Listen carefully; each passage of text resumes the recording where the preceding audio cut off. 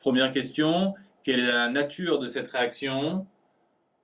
On voit rapidement qu'il y a disparition sur cette molécule d'une double liaison, plus ajout d'atomes. On a donc clairement affaire à une addition. On nous demande ensuite d'indiquer les flèches des mécanismes réactionnels. Pour ça, vous devez savoir qu'il faut commencer par observer la réaction. En quelque sorte, si on observe le produit, on doit voir que le NH3 se retrouve ici. Il faut bien se souvenir que N, faisant partie des Fonkel, il est très électronégatif, donc c'est bien un site donneur qui va aller vers C qui est le site accepteur. Puisqu'il y a un excès d'électrons au niveau du carbone qui a 5 liaisons, cette liaison va se rabattre ici sur l'oxygène qui va devenir négatif. D'ailleurs, c'est ce qu'on nous demande dans la question suivante. Pourquoi l'oxygène est négatif? Rappelez-vous, on l'a vu dans la vidéo suivante, le numéro atomique de l'oxygène c'est 8, ce qui signifie qu'il a 2 électrons sur sa couche K, 6 sur sa couche externe.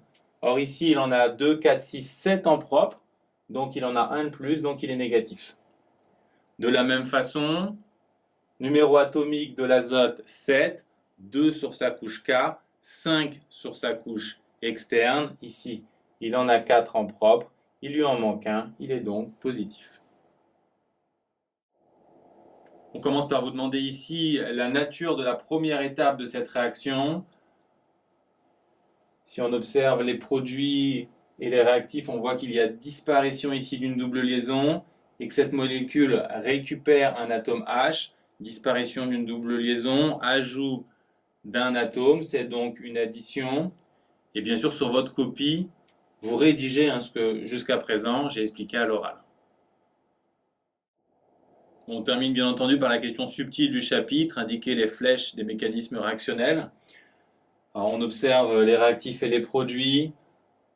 On voit que le H est récupéré par cette molécule. Alors, on a l'habitude de partir des atomes oxygène qui sont des sites donneurs, mais ici, le site donneur, c'est cette double liaison. Rappelez-vous, ça fait partie des cartes des sites donneurs.